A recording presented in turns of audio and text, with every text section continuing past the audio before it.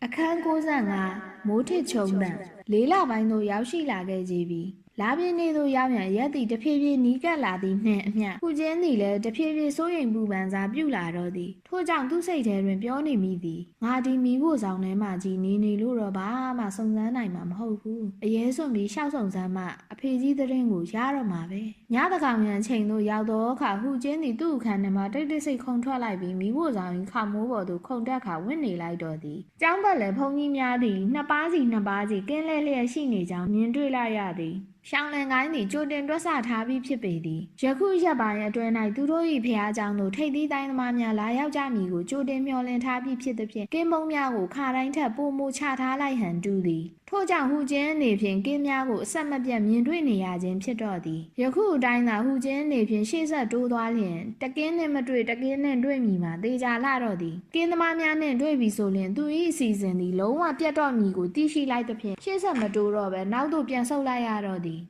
်ဟူချင်းသည်မြည်သည့်စုံစမ်းမှုကိုမျှမလုံးနိုင်မဲချိန်ခါကိုသာရင်တမမနှင့်ဆောင်ဆိုင်နေရသည်ဒို့နှင့်နောက်3ရက်မြောက်သောညတညတွင်မဲမောင်နေသောမိုးသားတိမ်လိပ်များတခဲ၌တက်လာတော့သည်မိုးချုံတံများလည်းထစ်ချုံလာကတပြိုးပြိုးတပြက်ပြက်လှဲ့အောင်များလည်းလင်းလက်လာ၏ညတကောင်ရန်ချိန်သို့ရောက်သောအခါမဲမောင်နေသောမိုးကြီးသည်တဝဝဖြင့်တွန်ချတကဲ့သို့ရွာသွန်းလာတော့သည်ဟူချင်း၏စိတ်များသည်အေးမြသောမိုးဆက်မိုးပေါင်းများနှင့်တူလန်းဆန်းတက်ကြွသွား၏သူ၏စိတ်ထဲတွင်ရေရွတ်လိုက်မိသည်ဒါငါ့ကိုဖျားမာတာပဲ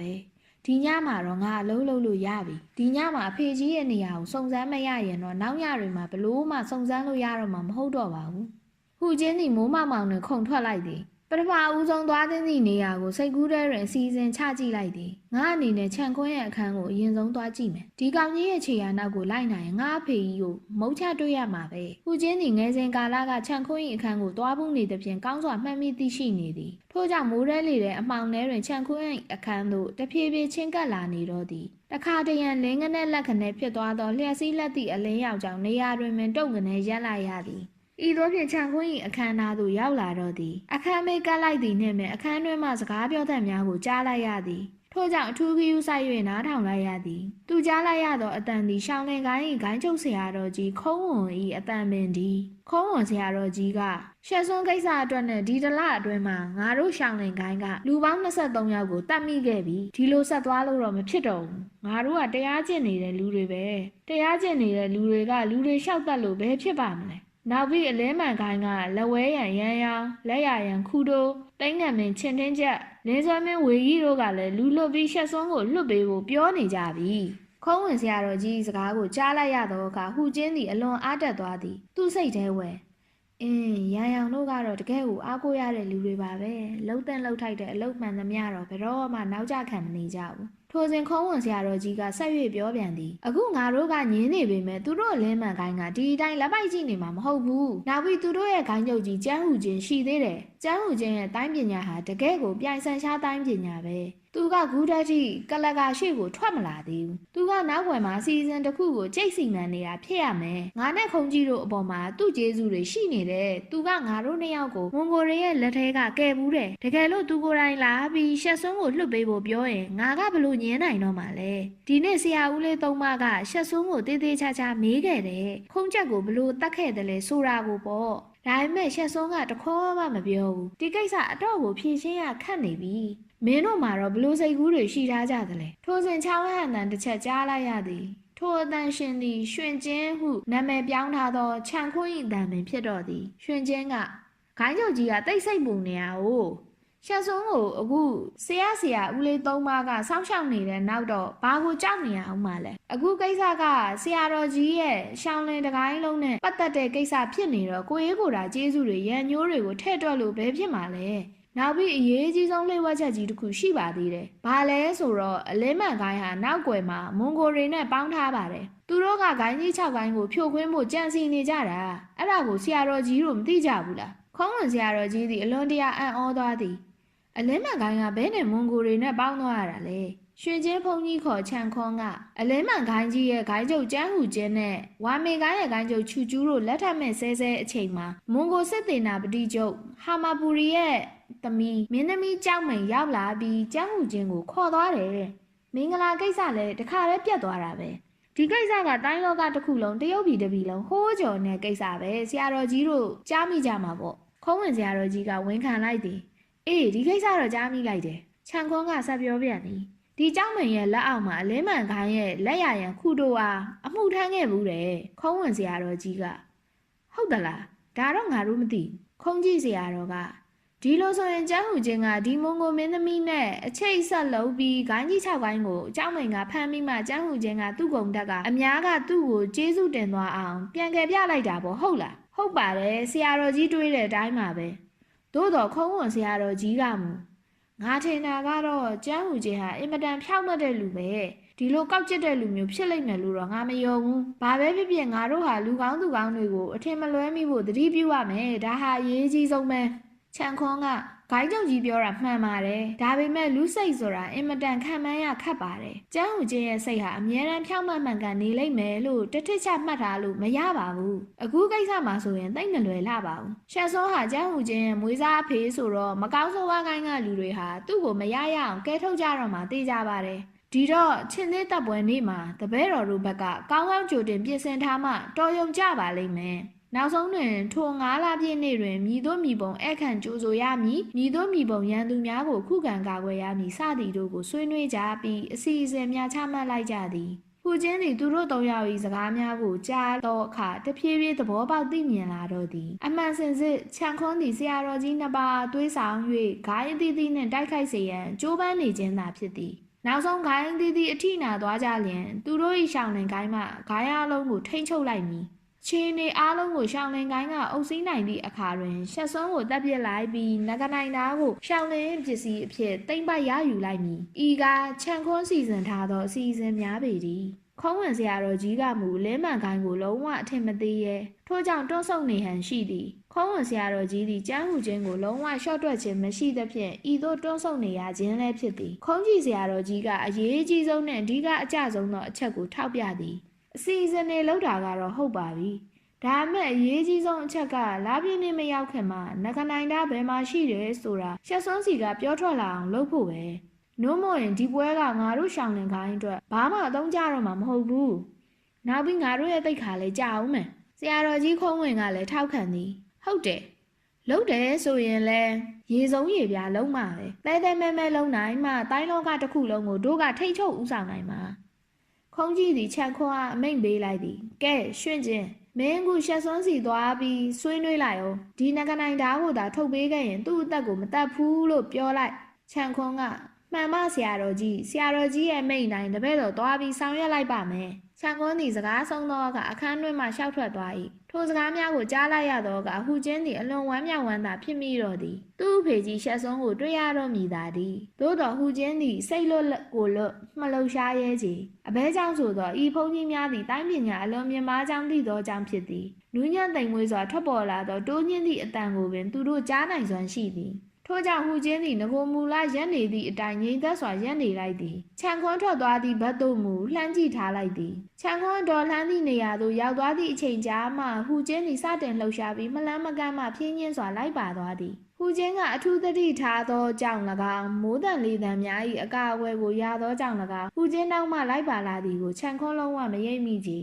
ဤသို့ဖြင့်ရှောင်းလင်ဖျားเจ้า၏အပြင်သို့ရောက်ရှိလာတော့သည်ခြံခွန်းသည်ဖျားเจ้า၏အနောက်ဘက်တွင်တည်ရှိသောတောင်ကုန်းပေါ်သို့တက်သွားသည်ဟူချင်းကလည်းတောင်ကုန်းပေါ်သို့တက်ရန်ဟန်ပြန်လိုက်စင်မှာပဲခြုံပုတ်တစ်ခုအတွင်းမှအလင်းရောင်တစ်ခုလက်သွားကြောင်းရုတ်တရက်တွေ့လိုက်ရသည်ဖြစ်၍ကိုရှိန်တက်လိုက်ရတော့၏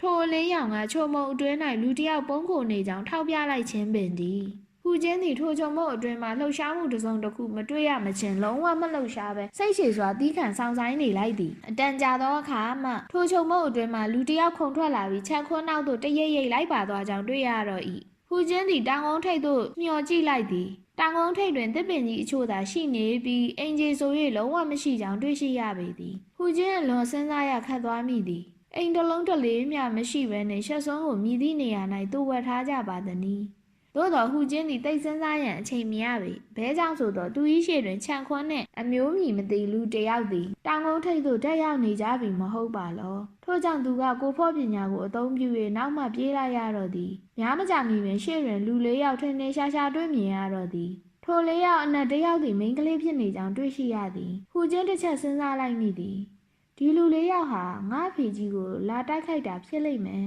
သူတို့ဟာခြံခေါ်လာမဲ့လမ်းကကြိုပြီးစောင့်နေပုံရတယ်ဒီကောင်တွေခြံခေါ်နဲ့အရင်တိုက်ကြပါစေဦးသူတို့တိုက်ပွဲကိုလက်ပိုက်ပြီးစောင့်ကြည့်နေလိုက်အောင်မယ်ဒါမှရာလဲညက်စီကြက်လဲမောစီဆိုတာမျိုးဖြစ်ပြီးငါတိုက်ရင်အလွယ်တကူတိုက်နိုင်မှာတောင်ထိန်သားတို့နီးနီးကပ်ကပ်ရောက်ရှိလာသောအချိန်တွင်ထိုလူများကိုဟူချင်းထင်းထင်းရှားရှားတွေ့မြင်ရပြီဖြစ်သည်ဟာ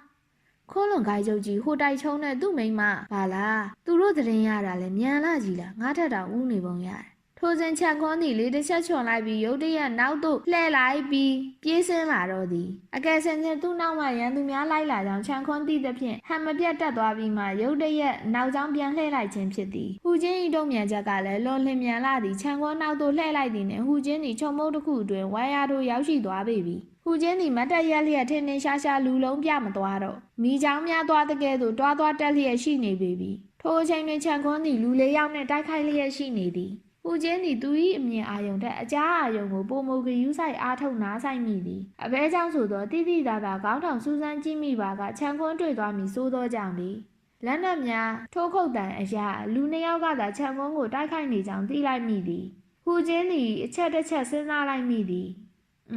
နှစ်ယောက်ကတော့တိုက်နေကြပြီကျန်တဲ့နှစ်ယောက်ကတော့တောင်ထိပ်ပေါ်တက်သွားပြီးငါးဖေကြီးကိုသွားရှာပြီးနေတူတယ်ထို့ကြောင့်သူသည်တိတ်အချိန်မဆွဲရတော့ပဲတောင်ထိပ်သို့ရောက်ရှိရန်ဝတ်သွားလျက်ဖြစ်မင်ရှေ့သို့အတက်နိုင်ဆုံးတိုးတက်နေရတော့သည်ဤသို့ဖြင့်ဟူချင်းသည်တောင်ထိပ်သို့ရောက်ရှိလာတော့သည်အောက်ခြေမှကြည့်သောအခါတောင်ထိပ်တွင်တစ်ပင်တော်တော်များများရှိသည်ဟုမှတ်ထင်ရတော့လေအကယ်စင်စစ်တွင်မူတစ်ပင်သုံးပင်သာပေါက်လျက်ရှိသောတောင်ကတုံးကြီးဖြစ်ကြောင်းတွေ့လိုက်ရသည်ထိုတစ်ပင်ကြီးသုံးပင်သည်တရိကံပုံသုံးမွင့်ဆိုင်ပေါက်လျက်ရှိနေ၏ဟူချင်းအလွန်အံ့ဩသွားသည်ငါဖေကြီးကိုဒီမှာဖမ်းထားတယ်ဆိုတာဟုတ်မဟုတ်ပါမလားဘယ်နည်းဘယ်ပုံနဲ့ဖမ်းထားနိုင်မှာလဲဟူချင်းသည်ပတ်ဝန်းကျင်ကိုအကဲခတ်ကြည့်လိုက်သောအခါဟိုတိုက်ချုံတို့လင်မယားသည်လည်းခက်လန်းလန်းလိုက်ဝင့်နေသည်ကိုတွေ့ရသည်ထိုစဉ်ပန်းစုသည်ဟိုတိုက်ချုံအားလေးတန်တိုးတိုးကလေးဖြင့်ပြောလိုက်သည်ငါတို့မြ мян လုံးမဖြစ်မယ်ဟိုနှစ်ယောက်ကလမ်းကူလက်ကဖုန်းကြီးကိုအကြာကြီးထိန်းထားနိုင်မယ်မထင်ဘူးငါတို့ကြာနေဖုန်းကြီးနဲ့ငါတို့တစ်ခါပြန်တိုက်ချင်တိုက်နေရအောင်မယ်ဟိုတိုက်ချုံကလည်းသူ့မိန်းမ၏အယူအဆကိုလက်ခံသည်ဟုတ်တယ်တို့မြ мян လုံးမဖြစ်မယ်ဟိုတိုက်ချုံ၏စကားဆုံးသည်နှင့်နှစ်ဦးစလုံးတစ်ပြိုင်နက်ခုန်ထွက်ကတစ်ပင်ကြီးနာသို့ရောက်ရှိသွားတော့သည်ဟိုချင်းသည်လည်းလုံးဝနှောင့်နှေးမနေရဲချေအကယ်၍သူ့အဖေကြီးသာတကယ်ရှိနေလျင်ဒီလင်များနှစ်ယောက်၏လက်ချက်ဖြင့်အသက်ခံရမည်ဆိုသဖြင့်ရှေ့သို့သာအဆက်မပြတ်တက်နေရတော့သည်ထိုစဉ်ဟိုတိုက်ချုံ၏အော်တန်တစ်ချက်ကိုရုတ်တရက်ကြားလိုက်ရသည်ဟိုတိုက်ချုံ၏အော်တန်သည်တားရဲတရိษံတကောင်အကြီးကျယ်ဒဏ်ရာရရှိသွားသည့်အခါနာနာအကြီးကြီးအော်ဟစ်တန်နှင့်စင်တူသဖြင့်တစုံတစ်ခုကြောင့်ဒဏ်ရာရသွားပြီဖြစ်ကြောင်းဟူချင်းခန့်မှန်းလိုက်သည်ဟူချင်းသည်ဦးကောင်းကိုမောကြည့်လိုက်တော့ကဟိုတိုက်ချုံတို့လင်မယားနှစ်ယောက်သည်တစ်ပင်ကြီးသုံးပင်အကြား၌ရောက်ရှိလျက်ရှိနေကြပြီးသူတို့၏ဓာတ်နှစ်လက်ဖြင့်အပြင်းထန်ဝှေ့ရမ်းတိုက်ခိုက်နေကြသည်ကိုတွေ့လိုက်ရသည်သူတို့နှစ်ယောက်၏တိုက်ခိုက်ပုံမှာနှစ်ယောက်နှင့်အများတိုက်ခိုက်နေသည့်ပုံစံမျိုးဖြစ်နေ၏သို့သောသူတို့နှစ်ယောက်မှအပအခြားလူတူတစ်ယောက်ကိုမှမမြင်မတွေ့ရကြတစ်ချက်တော့ဘက်ကနေရိုက်တန်အချို့ကိုကြားရသည်ဓာတ်ကိုမြည်သည့်လက်နက်ဖြင့်ရိုက်ခတ်နေသည်ကိုမသိရကြထိုထူးဆန်းသောအတန်မှတပါအခြားတိုက်ခိုက်နေသူတစုံတရာမျှမရှိဟူချင်းသည်အလွန်အံ့ဩလာသဖြင့်ရှေ့သို့တဖြည်းဖြည်းထပ်တိုးရပြန်တော့သည်သို့မှသာအခြေအနေအပြည့်အစုံကိုစိတ်ကူးမိနိုင်ပေလိမ့်မည်ဟာဟူချင်းသည်အကြီးအကျယ်ထိတ်လန့်တုန်လှုပ်သွားသဖြင့်ဟာကနေရောင်ရမ်းអော်လိုက်မိသည်ဟူချင်းရောင်ရမ်းអော်မည်ဆိုလျင်လည်းអော်စရာပင်ထိုတစ်ပင်ကြီးသုံးပင်စလုံး၏ပင်စီကြီးများတွင်အတွင်းဘက်သို့ခြိုက်ဝင်နေသောအခေါင်းပေါက်ကြီးများရှိနေပြီးထိုအပေါက်ကြီးများတွင်ဖုံးကြီးတစ်ပါးကြစီထိုင်လျက်ရှိနေကြခြင်းပင်သည်ထိုဖုံးကြီးသုံးပါးတို့၏လက်ထဲတွင်အမဲရောင်ကျိုးရှည်တစ်ချောင်းစီကိုကင်ထားလျက်ရှိကြပြီးထိုကျိုးရှည်ကြီးများဖြင့်ဟိုတိုက်ချုံတို့လေးများနှစ်ယောက်အားတိုက်ခိုက်နေကြခြင်းဖြစ်သည်တစ်ပင်သုံးပင်အနက်အစွန်ဆုံးပင်သည်ဟူချင်းအားကြောပေးထားတဲ့ကဲ့သို့ဖြစ်နေသဖြင့်တက်ခေါင်းထဲတွင်ထိုင်နေသောဖုံးကြီးကိုမတွေ့ရကြ။သို့သောထိုတစ်ပင်မှထွက်လာသောကျိုးရှည်ကြီးကိုမူတွေ့နေရသည်။အမောင်ထဲတွင်ဖြစ်သဖြင့်ထိုကျိုးသုံးချောင်းကိုရုတ်တရက်တွေ့မြင်ရန်ခဲယမ်းလာပေသည်။ထို့ကြောင့်ဟိုတိုက်ချုံတို့လင်များသည်မိသူကိုတိုက်ခိုက်ရမည်မှမသိနိုင်တော့ပဲမိမိကိုလုံခြုံရေးအတွက်သာမိမိတို့၏ဓာတ်ကိုအပြင်းထန်ဝှေ့ရမ်းပြီးတကိုယ်လုံးကာကွယ်နေရတော့သည်။ပိုဆိုးသည့်အချက်မှာထိုကျိုးသုံးချောင်း၏တိုက်ခိုက်မှုသည်တသမတ်ထဲမဟုတ်ပဲနှေးလိုက်မြန်လိုက်ပြင်လေတိုးတန်လုံးဝမထွက်ချင်းပင်သည်ဟိုတိုက်ချုံတို့လင်များသည်အခြေအနေဆိုးနေပုံကိုသိရှိလိုက်ကြသဖြင့်ချက်ချင်းအချက်ပြကတရိကန်တစ်ပင်သုံးပင်အကြားမှထိုးပေါက်ခုန်ထွက်ရန်ကြိုးစားလိုက်ကြသည်သို့သောသူတို့ထိုးပေါက်ရန်ကြိုးစားတိုင်းကြိုးချောင်းများကဟန်တားထားပြီးအတွင်းသို့ပြန်ရိုက်သွင်းနေသဖြင့်အပြင်သို့ခုန်မထွက်နိုင်တော့ပဲအတွင်းသို့သာပြန်ဝင်နေရတော့သည်ဟူချင်းသည်ပဲလွန်တုံလှုပ်နေမိသည် ဒီဖုံးတော်ကြီးသုံးပါးကသူတို့ကျိုးတွေကိုလွှဲရိုက်လိုက်တဲ့အခါတိုင်းလေသံမထွက်အောင်ထိန်းထားနိုင်တယ်ဆိုတာကသူတို့အတွေ့ဟာအထွတ်အထိပ်ရောက်နေတယ်ဆိုတာပြနေရပဲ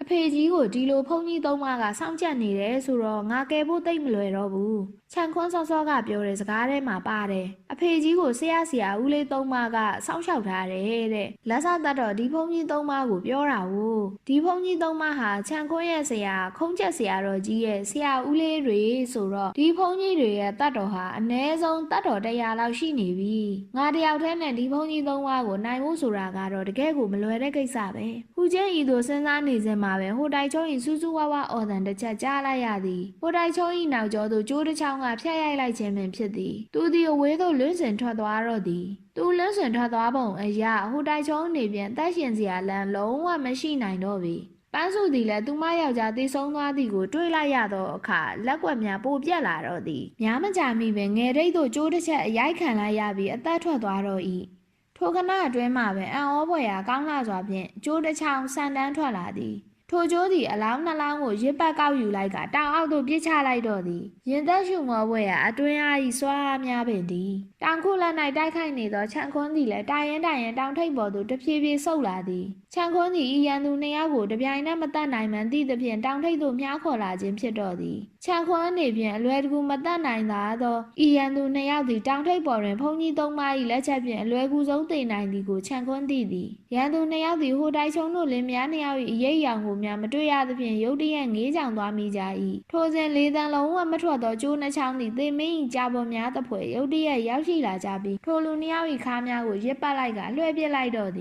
်ထိုအခါရန်သူနှစ်ယောက်စလုံးဆူဆူဝါးဝါအော်ဟစ်ရန်နှဆိုင်လာသောကြောက်ကမကြီးအောက်သို့ကျဆင်းသွားတော့သည်ထိုသူတို့သည်သေမင်းပြည်သို့ဖြတ်လမ်းမှရောက်ရှိသွားကြခြင်းပင်ဖြစ်တော့သည်ပူချင်းမှမူလဝင့်နေသည့်နေရာမှတဖွာစာမျှမရွေ့ပဲစောင့်ကြည့်နေမိသည်ဖုံးတော်ကြီးသုံးပါးတို့သည်ခွန်းလွန်ကိုင်းထိပ်သီးတိုင်းသမား၄ယောက်ကိုအလွယ်တကူရှင်းလင်းတုတ်တင်ပြစ်နိုင်သည်ကိုတွေးလိုက်ရသောအခါရင်ထဲ၌မတတ်မတာခံစားမိလိုက်သည်ဤဖုံးကြီးသုံးပါး၏တိုင်းပညာသည်လဝဆောင်ဖိုးကြီးနှစ်ဦးဖြစ်သည့်လူကျန်နှင့်ကော်ပီတို့နှစ်ယောက်ထပ်ပိုတော်နေကြသည်သူ၏ဆရာဖိုးဖိုးကျန်းဆန်းဖုံး၏တိုင်းပညာလောက်နှဆိုင်မှုမရှိတော့လဲအတော်ပင်အဆင့်မြင့်နေကြပြီရှောင်းလင်ဖျားเจ้าနှင့်ဤကဲ့သို့တိုင်းပညာမြင့်မားသောတတ်တော်ကြီးဝါတော်ကြီးဖုံးတော်ကြီးသုံးပါးရှိနေသေးသည်ကိုအပြင်ဘက်ရှိတိုင်းလောကမှလူများတူတယောက်မျှသိရှိကြလိမ့်မည်မဟုတ်ချေဤကရှောင်းလင်ကျောင်းတော်ကြီးမဟာလျှို့ဝှက်ချက်ကြီးပေတကားဟူချင်းသည်စိတ်လှုပ်ရှားလှစွာဖြင့်အခြေအနေကိုစောင့်ဆိုင်အကဲခတ်နေရတော့သည်ထိုစဉ်ချန်ခွန်းသည်ဖုံးတော်ကြီးသုံးပါးကိုရိုသေစွာကြော့ပြီးရှောက်ထားလိုက်သည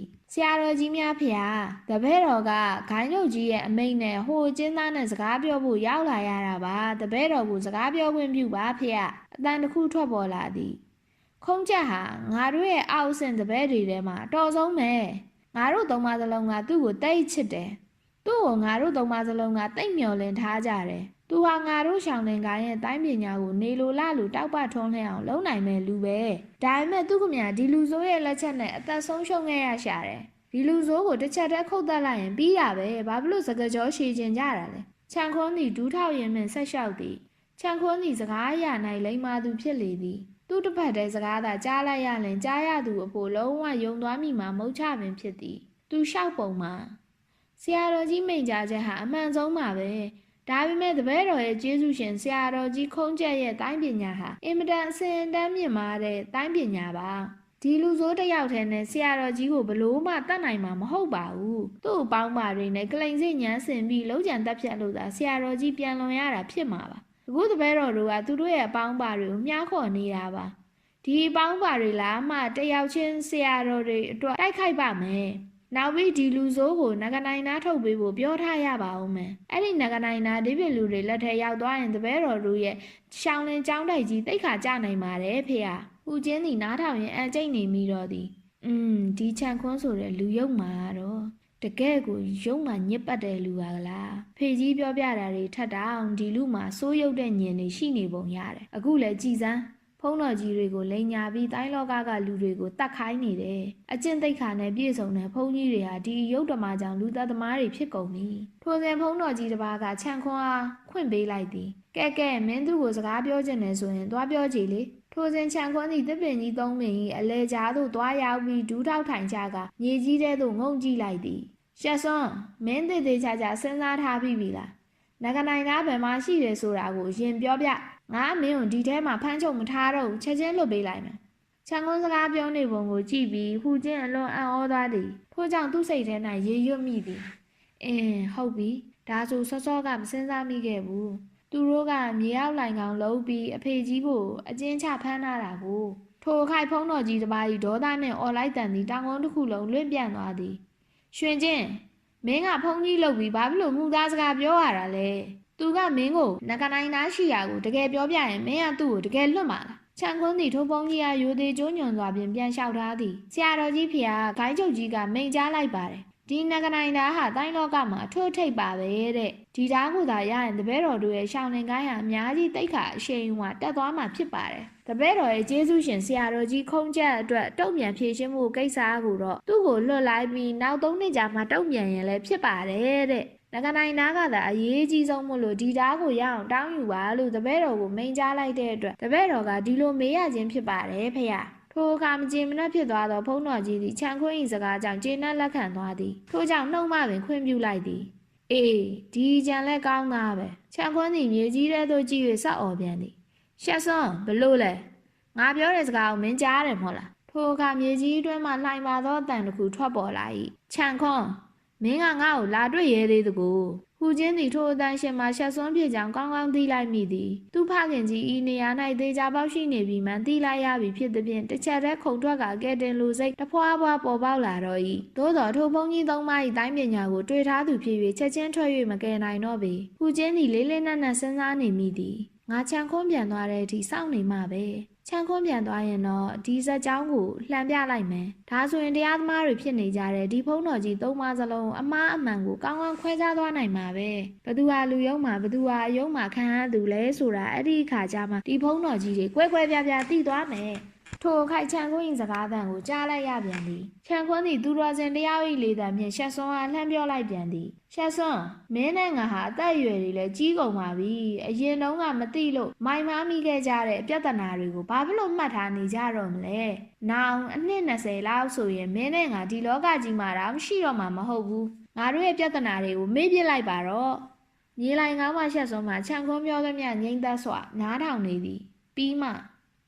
ှချန်ခွန်းမင်းကငါ့ကိုလာတွေ့ရဲသေးတကူချန်ခွန်းသည်ချိန်ချ၍တစ်မျိုးချော့မော့၍တစ်ဖုံတရားတန်ဝေကရဟန်ဖြင့်တနည်းအချိန်ချင်းခါကပြောနေတော့လေရှက်စွန်းကမူထပ်ပါစကားတခွန်းတဲကိုသာထက်ခါတလဲလဲပြောနေတော့သည်ထိုအခါချန်ခွန်းကဒေါသထွက်လာပြီးအော်ဟစ်တော့သည်တော်တော်ခေါင်းမာတဲ့ကောင်မဲမင်းကိုနောက်ထပ်3ရက်ထပ်စဉ်းစားဖို့အချိန်ပေးမယ်တကယ်လို့မင်းကသာနဂနိုင်သားဘယ်မှာရှိတယ်ဆိုတာကိုမပြောရင်တော့မင်းဟာငါရဲ့လက်ရာကိုကောင်းကောင်းကြီးမြည်ရစေမယ်ကွထိုစကားကိုပြောပြီးသည်နှင့်ချန်ခွန်းသည်ဖုံးတော်ကြီးသုံးပါးကိုဝေးပြုတ်နှုတ်ဆက်ပြီးတအောက်သို့ပြန်ဆင်းသွားတော့သည်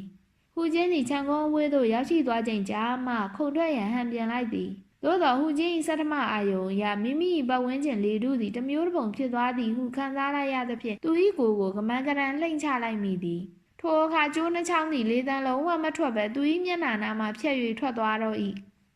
အရှိန်ပြင်းထန်သည်မှန်တော်လဲအလွန်အံ့ဩစရာကောင်းလောက်အောင်လေသံလုံးဝမရှိကြောင်းဟူချင်းသိလိုက်၏ဟူချင်းလှိမ့်ထွက်သွားလိုက်သည့်တခဏအတွင်းမှာပဲနောက်ထပ်ကျိုးတစ်ချောင်းကသူ၏ရင်ဝါကိုလာထိုးဆိုင်ပြန်သည်ထိုကျိုးဝင်လာပုံကကြောက်မက်ဖွယ်ရာကောင်းလာပေသည်ကျိုးဟူ၍မထင်မှတ်ရတော့လှန်တန်တစ်ချောင်းကဲ့သို့သူ့ရင်ဝါသို့ဖြောင်းတန်းစွာဝင်လာခြင်းဖြစ်သည်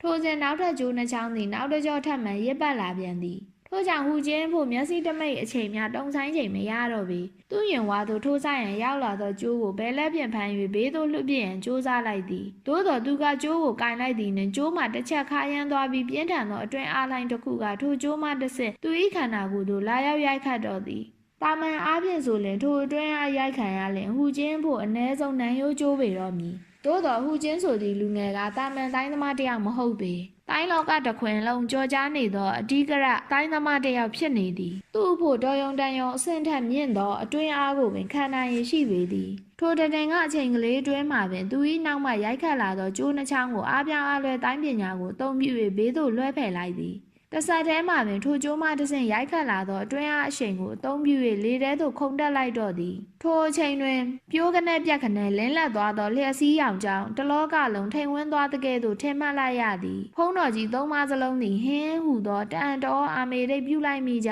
၏အဘဲကြောင့်ဆိုသောသူတို့နှင့်တိုက်ခိုက်နေသောလူဤတိုင်းပညာရပ်သည်အလွန်အစွမ်းထက်နေမှန်သိလိုက်ကြသဖြင့်အသက်အရွယ်ကြီးရင့်နေသောတိုင်းသမားကြီးတယောက်ယောက်ဖြစ်လိမ့်မည်ဟုတွက်ဆထားခဲ့ကြသည်ယခုမူပြိုးပြက်လင်းလက်သွားသောလျှက်စစ်ရောင်အောက်တွင်သူတို့နှင့်တိုက်ခိုက်နေသူမှာလူငယ်ကလေးတစ်ယောက်ဖြစ်နေသည်ကိုအထင်နှင့်အမြင်လွဲစွာတွေ့လိုက်ရသဖြင့်အံ့ဩသွားကြခြင်းသာဖြစ်တော့သည်ထိုစဉ်ကျိုးသုံးချောင်းတို့သည်ငကားသုံးကောင်ကဲ့သို့အထက်မှအောက်သို့ပြန်ဝဲတိုက်ခိုက်လာပြန်သည်ကျိုးသုံးချောင်းစလုံးဟူချင်း၏ခန္ဓာကိုယ်ကိုရစ်ပတ်လာကြသည်ဟူချင်းသည်ဤမြအသေးလဲခုခံကာကွယ်နေရစဉ်အတွင်းလျှက်စစ်ရောင်ဖြင့်ဘုံကြီးသုံးပါး၏မျက်နှာကိုသတိပြုကြည့်ရှုလိုက်မိသည်သုံးပါးစလုံးအလွန်ပိန်လီလာပြီးပါးနှစ်ဖက်မှလည်းခြိုက်နေသည်အသားဟူ၍မရှိသလောက်ပင်ဘုံကြီးတစ်ပါးတွင်မူမျက်လုံးတစ်ဖက်မရှိကြောင်းသတိပြုလိုက်မိသည်ဤတိုင်းကွက်မှာဟူတန်းကိုင်းမှဆရာအိုးဖို့ကျန်းစန်းဖုံး၏ထိုက်ကြည့်တိုင်းလက်သီးတိုင်းပင်ဖြစ်တော့သည်ထိုလက်သီးတိုင်း၏အားလန်းကြောင်းမှာစဝိုင်းကဲ့သို့လဲပတ်လျက်အဆက်မပြတ်အားရင်ထုတ်နိုင်ပေသည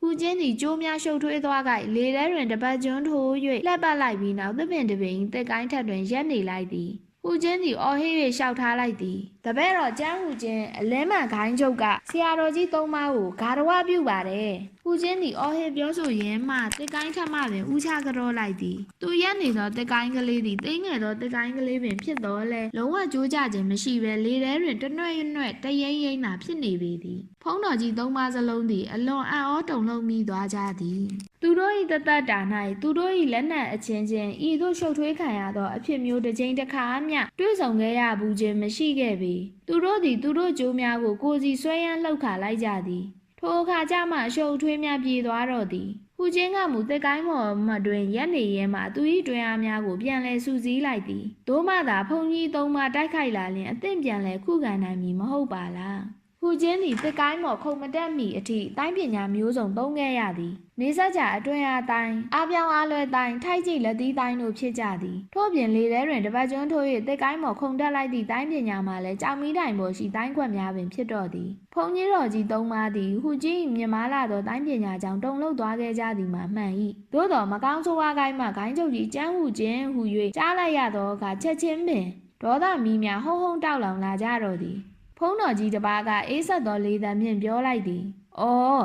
လက်ဆသက်တော့မကောင်းဆိုးဝါးခိုင်းချုပ်ကြီးရောက်လာတာ哦။ဟူချင်းသည်ထိုဖုံးကြီးလေသံ၌အလင်းမှန်ကိုင်းဟာနာကြီးယွန်ရှာမုံတီသောလေသံများပါဝင်နေကြောင်းချက်ချင်းသတိထားလိုက်မိသည်။ထိုစဉ်မျက်လုံးတစ်ဖက်ကန်းနေသောဖုံးကြီးကမင်းတို့ရဲ့ခိုင်းချုပ်ကြီးဟောင်းရန်ဖို့ထင်သေသွားတာအနှစ်30ကျော်လောက်ရှိပြီဆိုဟုတ်သလား။မှန်ပါတယ်ဖေဟာ။ထိုအခါအခြားဖုံးတော်ကြီးတစ်ပါးကဘာရဖို့တင်သေးသွားပြီဟုတ်လားထိုဖုံးကြီးလေတံတွင်ဝမ်းနဲ့တန်နဲ့မျောလင်းချက်ကုံဆုံးသွားသည့်အတွက်ယူကျုံမရဖြစ်တန်တို့ရောဆွတ်ပါဝင်နေကြဟူချင်းကောင်းကောင်းသတိပြုမိသည်ဟူချင်း၏စိတ်ထဲတွင်သူတို့တွေဟာခိုင်းချုပ်ကြီးရန်ဖို့တင်သေသွားတဲ့တဲ့တင်ကြားလိုက်ကြရတော့စိတ်မကောင်းသလိုဖြစ်သွားကြတယ်သူတို့ဟာခိုင်းချုပ်ကြီးရဲ့မိတ်ဆွေဟောင်းတွေပဲဖြစ်လိမ့်မယ်ထို့သောတွေးမိလိုက်သဖြင့်ဟူချင်းသည်တစ်ဆက်တည်းရှောက်လိုက်သည်ဆရာတော်ကြီးများဖေဟာဆရာတော်ကြီးတို့သုံးပါးကတပည့်တော်တို့ရဲ့ဂိုင်းချုပ်ကြီးဟောင်းရန်ဖို့တင်းရဲ့အတိကျွမ်းတွေများလားဖေဟာထိုအခါမျက်လုံးတစ်ဖက်လက်ဖုံးကြီးကဒေါသတကြီးဖြင့်ပြောလိုက်သည်ငါတို့ကသာသူနဲ့မတိကျွမ်းခဲ့ရင်ငါရဲ့မျက်လုံးတစ်ဖက်ဘာကြောင့်ကန်းရမှာလဲနောက်ပြီးငါတို့ဂိုင်းလူကြီးကို၃ယောက်ကအကျွမ်းမဲ့နှစ်ပေါင်း30ကျော်လောက်ဘာဖြစ်လို့တရားကျင့်နေရမှာလဲထိုပုံကြီး၏လေသံထဲတွင်အလွန်ရင်နာသောအလွန်အခဲမကြေသောအလွန်နာကြီးသောခံစားချက်များပါရှိနေသည်ကိုဟူချင်းသိလိုက်မိသည်ဟူချင်းသည်စိတ်ထဲတွင်ကြိတ်၍អော်လိုက်မိသည်ဒုက္ခပဲငါတော့ရေလိုက်လွဲပြီသူတို့တွေကဂိုင်းချုပ်ကြီးရန်ဖို့တင်းရဲ့လက်ချက်ကြောင့်ဖြစ်ကြောင်းဟူချင်းအနေဖြင့်ခံမှန်းလိုက်နိုင်သည်ယခုသူတို့သုံးပါးစလုံးအနှစ်30ကျော်မြတစ်ခေါင်းတွင်တရားထိုင်တရားကျင့်တိုင်းပညာကျင့်နေကြသည်မှာတကယ်တော့ရန်ဖို့တင်းအားတုံ့ပြန်တိုက်ခိုက်ရန်ပင်ဖြစ်ပေမည်ထို့ကြောင့်ရန်ဖို့တင်းသေဆုံးသွားသည်ဟုကြားသိလိုက်ရတော့ကဤမြစိတ်ပြတ်သွားရခြင်းဖြစ်ပေလိမ့်မည်ရုတ်တရက်မျက်လုံးတစ်ဖက်လက်နေသောဖုံးကြီးကအော်လိုက်သည်ရန်ဖို့တင်းသေတော့ငါတို့ကအခုလက်ရှိကျန်းဟူခြင်းနဲ့ပဲရှင်ပြရတော့မှာပေါ့ကျန်းဟူခြင်းငါနာမည်ကိုမှတ်ထားတူခေါ်ဟ ဟိုဘက်ကမျက်နှာမဲမဲနဲ့ကငါရဲ့ခိုင်းတူညီခုံးဝင်ခုံချက်ခုံးကြည့်နဲ့ခုံးရှန့်တို့တွေဟာငါရဲ့တူကလေးတွေပဲအခုဆိုရင်ခုံးချက်ဟာမင်းတို့ကိုင်းရဲ့လက်ချက်နဲ့တေခဲ့ရပြီအခုမင်းဟာမကောင်းဆိုးဝါးကိုင်းရဲ့ဂိုင်းချုပ်ကြီးတယောက်အနေနဲ့ဒီကိုရောက်လာတယ်ဆိုတော့ငါတို့ကလည်းဒီကိစ္စကိုတုံ့ပြန်ရတော့မှာပေါ့ဟူချင်းကမူတစ်ပင်မော်တွင်သာရက်လျက်ရှိသည်ဆရာတော်ကြီးတို့ကဒီလိုပြောတယ်ဆိုရင်တော့တပည့်တော်အနေနဲ့ရှောင်ပြေးလို့မသိတော့ပါဘူးဒီကိစ္စအားလုံးတပည့်တော်ကလည်းတာဝန်ယူပြီးခံလိုက်ပါမယ်ဒါမဲ့တပည့်တော်ရဲ့အဖေကြီးရှက်စွန်းအနေနဲ့ဆရာတော်ကြီးခုံချက်ကိုထိုးတက်မိတာကတော့အကြောင်းရှိပါတယ်ဒါကိုတော့ဆရာတော်ကြီးတို့တည်သွားစေခြင်းပါတယ်တူခေါ်ဆရာတော်ကငါတို့၃ယောက်ကမင်းကိုမတတ်နိုင်ဘူးဆိုတဲ့သဘောပေါ့ဟုတ်လားဟူချင်းအလွန်စိတ်ပြတ်သွားသည်သူကမတိုက်ခိုက်လို့သဖြင့်မိမြရှောင်လွဲနေစေတိုက်ခိုက်ရမည့်လမ်းကြောင်းတို့သာတီလျက်ရှိပြီမဟုတ်ပါလားထို့ကြောင့်ယတိပြတ်ဆုံးဖြတ်ချက်ချကရှောက်ထားလိုက်သည်တပည့်တော်တယောက်တည်းနဲ့ဆရာတော်ကြီးတို့၃ယောက်ကိုတိုက်ခိုက်လို့မနိုင်ပါဘူးဒါကြောင့်ဆရာတော်တို့တဲကတဘာဘာအပြင်ထွက်ခဲ့ပါတပည့်တော်အနေနဲ့တတ်နိုင်သမျှပညာချင်းဖလှယ်လိုပါတယ်ထိုအခါမျက်နှာဖြူဖြူနဲ့ဖုန်ကြီးတုချက်ကဒီမှာတကာကျန်းဟူချင်းငါတို့အနေနဲ့တယောက်ချင်းတိုက်နေရင်တကာကိုနိုင်ဖို့မကျင်းသေးဘူးအခုဟာကငါတို့ဟာလွန်ခဲ့တဲ့ကိစ္စကိုဖြေရှင်းတာဖြစ်တယ်။တိုင်းပညာဖလှယ်နေတာမဟုတ်ဘူး။ဒါကြောင့်ငါတို့၃ယောက်နဲ့မင်းတစ်ယောက်ပဲတိုက်ရလိမ့်မယ်။ထိုဘုန်းကြီးသည်စကားဆုံးသည်နဲ့စတင်တိုက်ခိုက်တော့သည်။ကြံကျိုးနှချောင်းကလည်းရှေ့စနောက်ဆင်ဟူချင်းထံသို့ရောက်ရှိလာတော့သည်။ဟူချင်းသည်တစ်ကိုင်းပေါ်မှာရုတ်တရက်ခုန်ဆင်းလိုက်ရတော့သည်။သို့တော်မြေကြီးပေါ်သို့မရောက်မီကိုနေဟန်ထားကိုရုတ်တရက်ပြောင်းလဲလိုက်ပြီးတုနန်ထံသို့ခုံအုပ်လိုက်တော့၏ထိုအခါတုနန်ကလက်ဝါးဖြင့်ရိုက်ထုတ်လိုက်သည်ဟူချင်းသည်အားပြောင်းအလွယ်တိုင်းပညာဖြင့်တုနန်၏လက်ဝါးပြင်းအားကိုဘေးသို့တွန်းဖယ်လိုက်သည်ထိုအခိုက်တူခေါနှင့်တူချက်တို့၏ကျိုးနှချောင်းသည်တပြိုင်တည်းလိုပင်သူ့နောက်သို့ရောက်ရှိလာကြတော့သည်ဟူချင်းသည်သူ၏ခန္ဓာကိုယ်ကိုတပတ်လဲသွားအောင်လှည့်လိုက်ပြီးထိုကျိုးနှချောင်း၏အန္တရာယ်မှလွတ်အောင်ကတ်ရှောင်လိုက်သည်ထိုစဉ်တူချက်သည်ပြင်းထန်အားပါလာသည့်လက်သီးတစ်ချက်ကိုအတန်မကြားအောင်ထိုးလိုက်ပြန်သည်ဟူချင်းသည်အမှန်စင်စစ်အားဖြင့်ဘုံကြီးသုံးပါးတိုက်ခိုက်နိုင်မည်သည်မဟုတ်ပေထိုဘုံကြီးများ၏တိုက်ကွက်များကိုတစ်ပင်သုံးပင်အကြားလှည့်ပတ်ရှောင်တိန်လျက်အကွက်ဖြေနေခြင်းသာဖြစ်ပေသည်တူခေါကတစ်ချက်អော်လိုက်ပြီးကျိုးကိုတစ်ချက်ရမ်းလိုက်ရာကျိုးသည်စဝိုင်းကဲ့သို့ဝိုင်းတစ်ဝိုင်းပေါ်လာပြီးအပေါ်မှကျလာကဟူချင်း၏ဦးခေါင်းကိုလာရောက်ဆွတ်လိုက်တော့သည်အလွန်ကြီးမားသောအန္တရာယ်ကြီးပင်သည်ဟူချင်းသည်လက်တစ်ပြက်ခုန်ထွက်လိုက်ပြီးတူးချအယုတ်တရက်တိုက်ခိုက်လိုက်သည်ဟူချင်းသည်တိုင်ရင်ခိုင်ရင်မှတဖြည်းဖြည်းတုံးလုံးချောက်ချလာတော့၏အဘဲကြောင့်ဆိုသောသူသည်ပြင်းထန်သောအတွင်းအားလိုင်းသုံးခုအကြားတွင်ညှပ်မိနေ၍သူ၏လှုပ်ရှားမှုများတဖြည်းဖြည်းနှေးဝေးလာရတော့သည်သူ၏ခန္ဓာကိုယ်စိတ်ပိုင်းများ၏လှုပ်ရှားတိုက်ခိုက်မှုများကိုမိမိကိုယ်တိုင်ပင်စိတ်တိုင်းမကျနိုင်အောင်ဖြစ်လာရတော့သည်ဟူချင်းနေဖြင့်နေဆက်ကြတွင်အားကျင့်ခဲ့ပြီးသည့်ချိန်မှစ၍ဤသို့သောအဖြစ်မျိုးကိုတစ်ချိန်တစ်ခါမျှမကြုံတွေ့ခဲ့ဘူးပေယခုသူ့ဖို့လွန်တရာအသက်ရှူကျက်စေသောအဖြစ်မျိုးနှင့်ကြုံတွေ့နေရကြပြီဟူချင်းနေဖြင့်ကောင်းစွာသိရှိသည်သူကသာဆက်လက်တိုက်ခိုက်နေလျင်အချိန်ကြာလာသည်နှင့်အမျှသူ့အတွက်အန္တရာယ်များလာပေလိမ့်မည်ထို့ကြောင့်ရုတ်တရက်စဉ်းစားလိုက်သည်ငါသေးတာက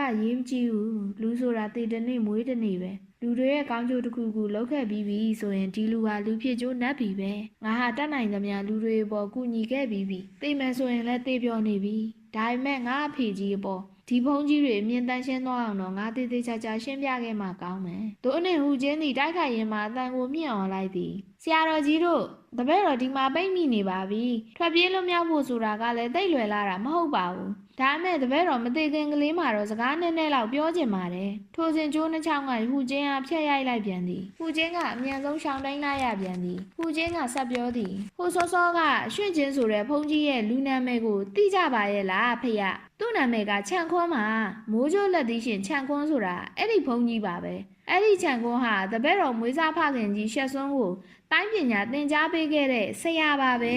သင်နဲ့အနည်းဆုံးမှာပဲရှိနေမယ် sharing audio library